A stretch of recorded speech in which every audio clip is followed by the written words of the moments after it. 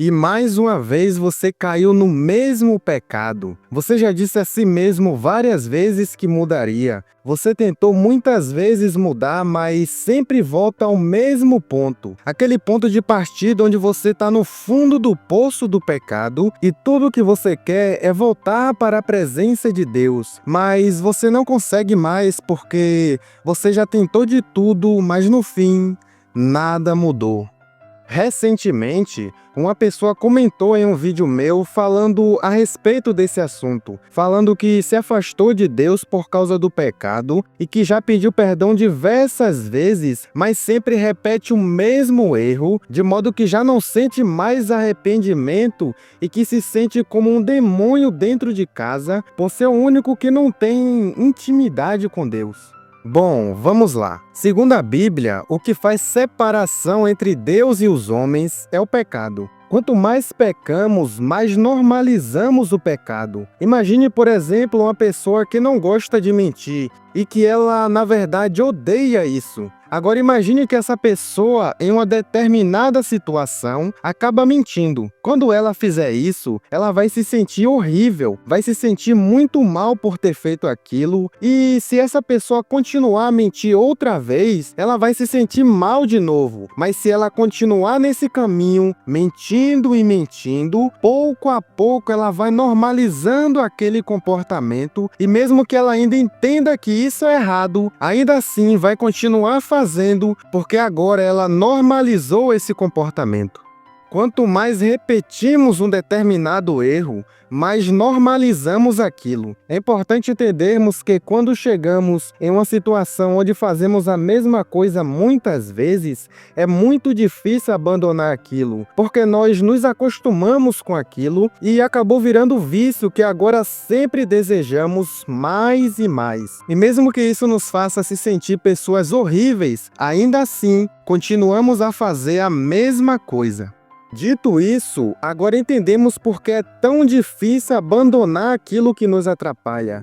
Mas entenda uma coisa, se você se sente mal por fazer isso, se sente mal por estar distante de Deus, isso significa que você ainda quer voltar e que quer se consertar. Porque quem já não tem mais solução, nem sente remorso ou qualquer vontade de abandonar isso. Então, uma vez que você está se sentindo mal por isso, calma, porque você ainda tem esperança.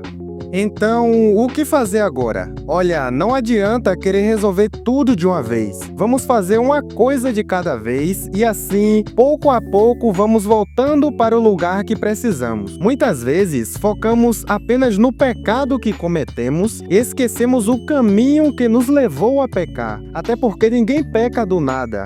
Antes de cometer um pecado, temos vários indícios de que nós vamos cair. Vou dar um exemplo comum nos dias de hoje, que é o pecado sexual. Imagine uma pessoa que vai acabar se masturbando vendo vídeos mais 18. Ela não vai simplesmente chegar lá e fazer isso. Ela vai ter vários indícios que indicarão que isso vai acabar acontecendo. Por exemplo, ela pode começar a ter pensamentos sobre o corpo das pessoas e esse pensamento pode evoluir para algo mais pesado. E daí, essa pessoa pode começar a olhar para as pessoas com olhares de impureza, desejando elas. E no fim, ela pode acabar pegando o celular e assistindo vídeos mais 18 e caindo no ato de se masturbar. Veja com esse exemplo que a pessoa não foi lá e pecou do nada. Houve todo um processo antes que a levou àquilo. O problema é que muitas vezes nós focamos no resultado final, ou seja, no pecado em si, e esquecemos do caminho que nos levou a praticar aquilo. O pecado não começa no ato em si, mas antes mesmo da prática, já pecamos quando ignoramos os sinais de que em breve vamos cair, quando ignoramos as nossas responsabilidades para com a nossa vida espiritual. Em algum momento vamos acabar cedendo ao pecado e se afastar de Deus. Quando não lemos a Bíblia, quando não oramos, quando ignoramos tudo aquilo que nos aproxima de Deus, nós estamos deixando o nosso espírito fraco. E quando o espírito é enfraquece, a carne se fortalece e nos tornamos vulneráveis a toda espécie de pecado. Mas você pode dizer: eu não tenho vontade de orar, não tenho vontade de ler a Bíblia. Mas quem disse que a vida com Deus é sobre nossas vontades? A vida com Deus é justamente buscar fazer aquilo que vai contra os nossos desejos. Então você precisa ir contra a sua vontade e buscar se aproximar de Deus, mesmo não sentindo nada. Se você está distante de Deus, vai ser muito difícil se aproximar novamente. Só que vai mesmo que esteja sem vontade,